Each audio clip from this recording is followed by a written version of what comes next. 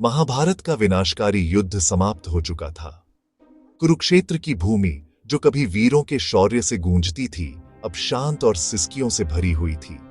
हर तरफ केवल शवों के ढेर, टूटे हुए रथ और बिखरे हुए हथियार पड़ रहे थे।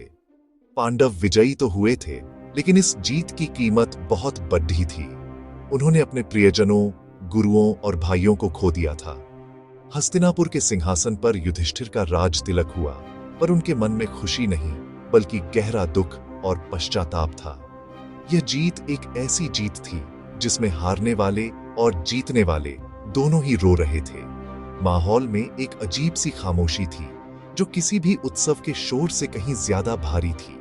पांडवों के मन में यह सवाल बार बार उठ रहा था कि क्या यह सब जरूरी था? क्या इस विनाश को टाला नहीं जा सकता था? धृतराष्ट्र और गांधारी का विलाप महल की दीवारों में गूंज रहा था। उन्होंने अपने 100 पुत्रों को खो दिया था। गंगा किनारे, जहां शवों का अंतिम संस्कार हो रहा था, वहां का दृश्य हृदय को चीर देने वाला था। रानियां अपने पतियों के लिए, माताएं अपने पुत्रों के लिए और बहनें अपने भाइयों के लिए रो रही थीं। इस युद्ध ने एक पूरी पीढ़ी को समाप्त कर दिया था। धर्म की स्थापना के लिए लड़ा गया यह युद्ध अपने पीछे अधर्म से भी भयानक विनाश छोड़ गया था, जो सदियों तक याद रखा जाना था। इस दुख और शोक के माहौल के बीच पांडवों ने राजकाज संभाला। युधिष्ठिर, जिन्हें धर्मराज कहा जाता था, अपने ही कर्मों पर संदेह करने लगे थे। उन्हें लगने लगा था कि हस्तिनापुर का सिंहासन खून से सना हुआ है और इस पर बैठकर उन्हें कभी शांति नहीं मिल सकती। भीष्म पितामह, जो बाणों की शैया पर लेटे अपनी मृत्यु की प्रतीक्षा कर रहे थे, ने उन्हें राजधर्म का उपदेश दिया। उन्होंने समझाया कि एक राजा का कर्तव्य केवल सुख भोगना नहीं, बल्कि प्रजा का पालन करना और न्याय स्थापित करना है, चाहे उसके लिए कितना भी बड़ा त्याग क्यों न करना पड़े। ये ज्ञान पांडवों के लिए मरहम की तरह था, पर उनके जख्म बहुत गहरे थे। युद्ध के मैदान में केवल शरीर ही नहीं, बल्कि रिश्ते, विश्वास और मान्यताएं भी टूटी थी। जब पांडव स्वर्ग की यात्रा पर निकले और युधिष्ठिर ने वहां दुर्योधन को एक सिंहासन पर बैठे देखा, तो उनका सारा धैर्य जवाब दे गया। जिस दुर्योधन के अधर्म के कारण इतना बड़ा नरसंहार हुआ, वह स्वर्ग में कैसे हो सकता है? यह सवाल केवल युधिष्ठिर का नहीं, बल्कि हर उस व्यक्ति का है जो महाभारत की कहानी पढ़ता या सुनता है। क्या धर्म और अधर्म का निर्णय इतना सरल है, या इसके पीछे कोई गहरा रहस्य छिपा है, जिसे समझने के लिए हमें कहानी की परतों को खोलना होगा? दुर्योधन का स्वर्ग में होना महाभारत के सबसे बड़े रहस्यों में से एक है। जब हम दुर्योधन के बारे में सोचते हैं, तो हमारे मन में एक अहंकारी, ईर्ष्यालु और अधर्मी राजकुमार की छवि बनती है। वह पांडवों से नफरत करता था, खासकर भीम और अर्जुन से। बचपन से ही उसके मन में यह जहर भरा गया था कि पांडव उसके शत्रु हैं और हस्तिनापुर का सिंहासन केवल उसका है। उसने शकुनी के साथ मिलकर पांडवों को नीचा दिखाने और उन्हें नष्ट करने के लिए कई षड्यंत्र रचे। लाक्षागृह में उन्हें जिंदा जलाने की कोशिश की, धोखे से द्यूत क्रीड़ा में उनका सब कुछ छीन लिया और भरी सभा में द्रौपदी का अपमान किया। ये सारे कर्म उसे महाभारत का सबसे बड़ा खलनायक बनाते हैं, इसमें कोई संदेह नहीं है। लेकिन हर सिक्के के 2 पहलू होते हैं, और दुर्योधन का चरित्र भी इससे अलग नहीं है। उसके दोषों के अलावा उसमें कुछ ऐसे गुण भी थे जिन्हें नजरअंदाज नहीं किया जा सकता। वह एक बहुत अच्छा मित्र था। उसने कर्ण को, जिसे समाज सूत पुत्र कहकर अपमानित करता था, अंग देश का राजा बनाया और उसे सम्मान दिया। कर्ण के प्रति उसकी मित्रता निस्वार्थ थी और उसने अंत तक कर्ण का साथ नहीं छोड़ा। इसके अलावा वह एक कुशल शासक भी था। अपनी प्रजा के लिए वह एक अच्छा राजा था और लोग उससे प्रेम करते थे।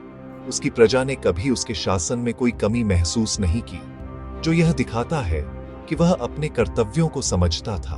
दुर्योधन का एक और बड़ा गुण उसका अदम्य साहस और दृढ़ संकल्प था। वह अपने लक्ष्य के प्रति पूरी तरह समर्पित था, भले ही उसका लक्ष्य गलत था। उसने अंत तक हार नहीं मानी। युद्ध के मैदान में जब उसकी पूरी सेना मारी गई, उसके सभी भाई मारे गए, तब भी वह अकेला खड़ा रहा। उसने भागने या छिपने की कोशिश नहीं की। उसने भीम को द्वंद्व युद्ध के लिए ललकारा और एक सच्चे योद्धा की तरह लड़ा। वह जानता था कि उसकी हार निश्चित है, फिर भी वह अपने सिद्धांतों पर अड्ढा रहा। उसका यह साहस उसे एक साधारण खलनायक से कहीं ज्यादा जटिल बना देता है। इसलिए दुर्योधन को केवल एक खलनायक के रूप में देखना उसके चरित्र के साथ अन्याय होगा। वह लालच, ईर्ष्या और अहंकार का प्रतीक था, लेकिन साथ ही वह मित्रता, साहस और दृढ़ता का भी प्रतीक था।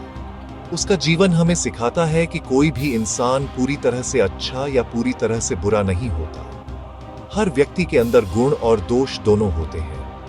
दुर्योधन के कर्म निश्चित रूप से अधर्म थे, लेकिन उसके इरादे और उसका साहस उसे महाभारत का एक अविस्मरणीय और जटिल पात्र बनाते हैं। वह एक ऐसा खलनायक था जिसमें एक वीर के गुण भी मौजूद थे। महाभारत की कहानी को अक्सर अच्छाई और बुराई या धर्म और अधर्म के बीच की लड़ाई के रूप में देखा जाता है। पांडवों को धर्म का प्रतीक माना जाता है और कौरवों को अधर्म का। लेकिन जब हम इस महाकाव्य की गहराई में उतरते हैं तो हमें पता चलता है कि यह रेखा उतनी सीधी और स्पष्ट नहीं है जितनी दिखती है। महाभारत हमें बताता है कि धर्म और अधर्म समय, स्थान और परिस्थिति के अनुसार बदल सकते हैं। जो एक व्यक्ति के लिए धर्म है वह दूसरे के लिए अधर्म हो सकता है। यह ग्रंथ हमें कोई बना बनाया उत्तर नहीं देता, बल्कि हमें सोचने पर मजबूर करता है कि वास्तव में धर्म क्या है। उदाहरण के लिए भीष्म, द्रोण और कर्ण जैसे महान योद्धा कौरवों की ओर से लड़े। वे जानते थे कि दुर्योधन गलत है और पांडव सही हैं, फिर भी उन्होंने उसका साथ दिया। भीष्म अपने वचन से बंधे थे, द्रोण अपने नमक के कर्ज से और कर्ण अपनी मित्रता से। क्या अपने वचन, कर्ज या मित्रता का पालन करना धर्म नहीं है? लेकिन अधर्म का साथ देना भी तो अधर्म है। यहाँ धर्म और अधर्म आपस में उलझ जाते हैं। इसी तरह पांडवों ने भी युद्ध जीतने के लिए कई बार छल का सहारा लिया। द्रोणाचार्य, भीष्म और कर्ण का वध धर्म के नियमों के विरुद्ध जाकर किया गया। क्या लक्ष्य की प्राप्ति के लिए साधन का अपवित्र होना धर्म है? महाभारत यह नहीं कहता कि कौन पूरी तरह सही था और कौन पूरी तरह गलत। यह दिखाता है कि हर पात्र अपनी परिस्थितियों, अपने कर्तव्यों और अपनी मजबूरियों से बंधा हुआ था। युधिष्ठिर, जिन्हें धर्मराज कहा जाता है, ने भी द्यूत क्रीड़ा में अपनी पत्नी को दांव पर लगा दिया था, जो किसी भी परिभाषा से धर्म नहीं कहा जा सकता। कृष्ण, जो स्वयं भगवान थे, ने भी युद्ध में पांडवों को छल करने के लिए प्रेरित किया। इसका मतलब यह नहीं है कि वे अधर्मी थे, बल्कि यह कि धर्म का मार्ग बहुत जटिल है। कभी कभी बड़े धर्म की स्थापना के लिए छोटे धर्मों का त्याग करना पड़ता है। इस महाकाव्य का असली संदेश यह है कि जीवन में निर्णय लेना कभी भी आसान नहीं होता। अच्छाई और बुराई की लड़ाई हमारे बाहर नहीं, बल्कि हमारे अंदर चलती है।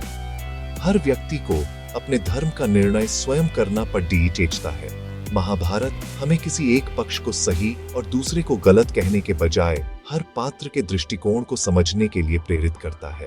यह हमें सिखाता है कि दुनिया में कुछ भी पूरी तरह से काला या सफेद नहीं होता, बल्कि सब कुछ धूसर होता है। धर्म की यह जटिलता ही महाभारत को एक महान ग्रंथ बनाती है, जो आज भी प्रासंगिक है। खंड 4, वीर गति का विधान, क्षत्रिय धर्म और स्वर्ग का मार्ग। प्राचीन भारत में क्षत्रिय वर्ण का सबसे बड़ा धर्म युद्ध के मैदान में अपनी वीरता दिखाना और अपने राज्य की रक्षा करना माना जाता था। एक क्षत्रिय के लिए युद्ध से भागना या पीठ दिखाना सबसे बड़ा अपमान था। उनका जीवन इसी आदर्श पर आधारित था कि या तो वे युद्ध में विजय प्राप्त करेंगे या वीर गति को प्राप्त होंगे। वीर गति का अर्थ है युद्ध के मैदान में वीरता पूर्वक लड़ते हुए मृत्यु को प्राप्त करना। यह माना जाता था कि जो क्षत्रिय इस प्रकार अपने प्राणों का बलिदान देता है, उसके लिए स्वर्ग के द्वार सीधे खुल जाते हैं। यह उसके जीवन का सर्वोच्च सम्मान था। यह विधान किसी एक पक्ष के लिए नहीं था, बल्कि सभी क्षत्रियों पर समान रूप से लागू होता था, चाहे वे धर्म की ओर से लड़ रहे हों या अधर्म की ओर से। स्वर्ग का यह पुरस्कार उनके कर्मों के अंतिम परिणाम यानी जीत या हार पर नहीं, बल्कि उनके द्वारा निभाए गए क्षत्रिय धर्म पर आधारित था।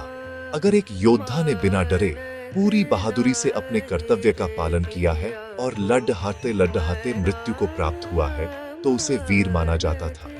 उसका पक्ष सही था या गलत, यह सवाल उसके स्वर्ग जाने के अधिकार को नहीं छीन सकता था। यह एक तरह से उसके साहस और बलिदान का सम्मान था। महाभारत के युद्ध में दोनों ओर से लाखों योद्धा मारे गए। भीष्म, द्रोण, कर्ण, अभिमन्यु, घटोत्कच और दुर्योधन के सभी भाई, ये सभी वीर गति को प्राप्त हुए। इन सभी ने अपने अपने पक्ष के लिए पूरी निष्ठा और बहादुरी से युद्ध किया। उन्होंने अपने क्षत्रिय धर्म का पालन किया, इसलिए शास्त्र के अनुसार उन सभी को स्वर्ग की प्राप्ति हुई।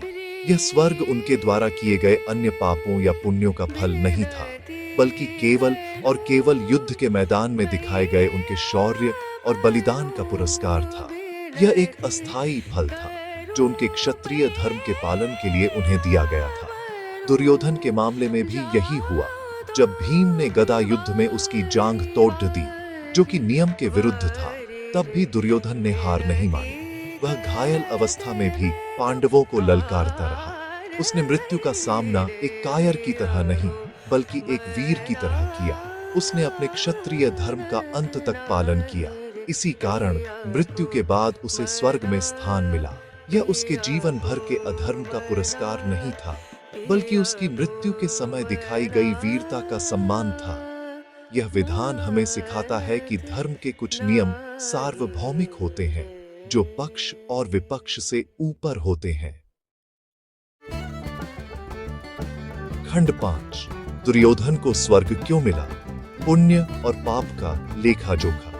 जब युधिष्ठिर स्वर्ग पहुंचे और उन्होंने दुर्योधन को एक तेजस्वी सिंहासन पर बैठे देखा, तो वे क्रोध से भर गए। उन्होंने कहा, जिस दुष्ट के कारण पूरी पृथ्वी का विनाश हो गया, जिसने भरी सभा में द्रौपदी का अपमान किया, वह इस पवित्र स्थान पर कैसे हो सकता है? मैं उस स्थान पर एक क्षण भी नहीं रहूंगा जहां यह अधर्मी मौजूद है। तब देवदूतों ने युधिष्ठिर को समझाया कि दुर्योधन को स्वर्ग क्यों मिला। उन्होंने बताया कि दुर्योधन ने एक क्षत्रिय के रूप में अपने धर्म का पालन किया और युद्ध में वीर की तरह मृत्यु को प्राप्त किया। इस पुण्य कर्म के फल के रूप में उसे स्वर्ग में स्थान मिला है। यह समझना बहुत जरूरी है कि स्वर्ग की प्राप्ति का मतलब यह नहीं था कि दुर्योधन के सारे पाप धुल गए थे। उसके द्वारा किए गए अधर्म, जैसे कि पांडवों के साथ छल, द्रौपदी का अपमान और युद्ध के लिए उकसाना, इन सभी का फल उसे भोगना ही था। स्वर्ग में उसका निवास केवल एक अस्थायी पुरस्कार था जो उसे उसकी वीरता के लिए मिला था। यह एक तरह का क्रेडिट था जो उसने अपने अंतिम समय में कमाया था। जब इस पुण्य का प्रभाव समाप्त हो जाएगा, तो उसे अपने पाप कर्मों का फल भोगने के लिए नरक में भी जाना पड़ेगा। न्याय का चक्र किसी के लिए नहीं रुकता। महाभारत की कहानी हमें कर्म के सिद्धांत को बहुत ही सूक्ष्म तरीके से समझाती है।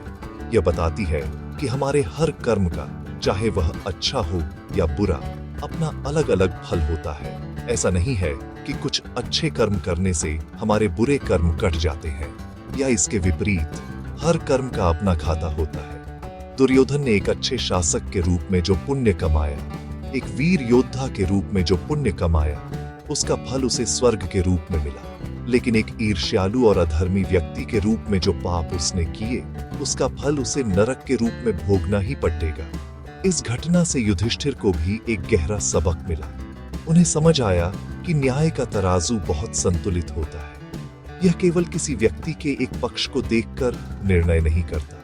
दुर्योधन का स्वर्ग में होना इस बात का प्रतीक है कि भगवान की न्याय व्यवस्था में हर छोटे बड़े कर्म का हिसाब होता है। यह हमें सिखाता है कि किसी व्यक्ति से घृणा करने के बजाय हमें उसके कर्मों का मूल्यांकन करना चाहिए। दुर्योधन को स्वर्ग उसकी बहादुरी के लिए मिला था, उसके अधर्म के लिए नहीं। यह महाभारत के न्याय के जटिल लेकिन निष्पक्ष स्वरूप को दर्शाता है। खंड 6। स्वर्ग, नरक और मोक्ष कर्मों का अंतिम परिणाम। महाभारत और अन्य हिंदू धर्म ग्रंथों में स्वर्ग और नरक को स्थायी स्थान नहीं माना गया है। ये होटल की तरह है जहां आप अपने अच्छे या बुरे कर्मों के आधार पर कुछ समय के लिए रुकते हैं। जब कोई व्यक्ति अच्छे कर्म जैसे दान, तपस्या या अपने धर्म का पालन करता है, तो उसे पुरस्कार के रूप में स्वर्ग में रहने का अवसर मिलता है। स्वर्ग एक आनंदमय स्थान है जहां कोई दुख, बीमारी या बुढ़ापा नहीं होता। वहां व्यक्ति अपने पुण्यों का फल भोगता है, लेकिन यह हमेशा के लिए नहीं होता। जैसे ही उसके पुण्य कर्मों का खाता खाली हो जाता है, उसे वापस मृत्यु लोक यानी पृथ्वी पर जन्म लेना पड़ता है। इसी तरह जब कोई व्यक्ति बुरे कर्म करता है, जैसे हिंसा, छल या अधर्म, तो उसे दंड के रूप में नरक में भेजा जाता है। नरक एक कष्टदायक स्थान है जहां उसे अपने पापों की सजा मिलती है। यहां भी उसका निवास स्थायी नहीं होता। जब उसके दंड की अवधि पूरी हो जाती है, तो उसे भी वापस पृथ्वी पर जन्म लेना पड़ता है, ताकि वह अपने कर्मों को सुधार सके। दुर्योधन को भी अपने पुण्य समाप्त होने के बाद अपने पापों का फल भोगने के लिए नरक जाना पड़ा, जबकि पांडवों को अपने छोटे मोटे पापों, जैसे युद्ध में छल करना, के लिए कुछ समय नरक का दर्शन करना पड़ा था। स्वर्ग और नरक के इस चक्र से ऊपर एक और अवस्था है जिसे मोक्ष कहा जाता है। मोक्ष का अर्थ है जन्म और मृत्यु के चक्र से हमेशा के लिए मुक्त हो जाना। यह हिंदू धर्म का अंतिम लक्ष्य है। मोक्ष तब प्राप्त होता है जब व्यक्ति अपने सभी कर्मों के फल से ऊपर उठ जाता है। वह न तो पुण्य के फल यानी स्वर्ग की इच्छा रखता है और न ही पाप के फल यानी नरक से डरता है। वह निष्काम भाव से बिना किसी फल की चिंता किए केवल अपना कर्तव्य करता है। जब व्यक्ति ज्ञान, भक्ति या कर्म योग के माध्यम से अपने मन को पूरी तरह से शुद्ध कर लेता है और आत्मा का परमात्मा से मिलन हो जाता है, तब उसे मोक्ष मिलता है।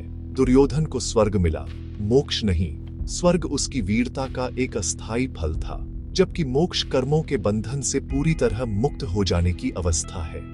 महाभारत की कहानी हमें यही समझाती है कि स्वर्ग या नरक अंतिम मंजिल नहीं है। असली लक्ष्य तो इस आने जाने के चक्र से ही मुक्त हो जाना है। यह हमें प्रेरित करती है कि हम अपने जीवन में ऐसे कर्म करें जो हमें क्षणिक सुख यानी स्वर्ग की ओर नहीं, बल्कि स्थायी शांति यानी मोक्ष की ओर ले जाए। जीवन का सच्चा उद्देश्य केवल अच्छे कर्म करके स्वर्ग कमाना नहीं, बल्कि कर्मों के बंधन से ही मुक्त हो जाना है। खंड 7 महाभारत का अंतिम संदेश, न्याय, इरादे और मूल्यांकन। महाभारत का अंत हमें एक बहुत गहरे सवाल के साथ छोड़ जाता है। न्याय क्या है और किसी व्यक्ति का मूल्यांकन कैसे किया जाना चाहिए? दुर्योधन का स्वर्ग में होना हमें यह सोचने पर मजबूर करता है कि क्या किसी व्यक्ति को केवल उसके बुरे कर्मों के लिए याद किया जाना चाहिए या उसके अच्छे गुणों को भी देखा जाना चाहिए। यह महाकाव्य हमें सिखाता है कि किसी भी व्यक्ति का मूल्यांकन केवल उसके कर्मों के परिणाम से नहीं, बल्कि उसके इरादे, उसकी परिस्थितियों और उसके साहस से भी होना चाहिए। दुर्योधन का इरादा निश्चित रूप से गलत था, लेकिन उसका साहस और एक योद्धा के रूप में अपने धर्म का पालन करना सराहनीय था। यह कहानी हमें निर्णय की जटिलता को समझाती है।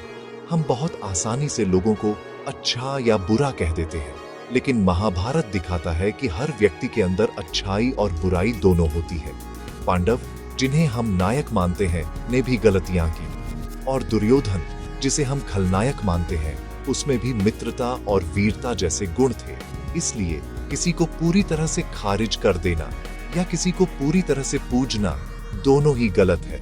हमें हर व्यक्ति को उसकी संपूर्णता में देखने की कोशिश करनी चाहिए, उसके गुण और दोष दोनों के साथ। महाभारत का व्यापक संदेश यह है कि धर्म का मार्ग सीधा नहीं, बल्कि बहुत घुमावदार है।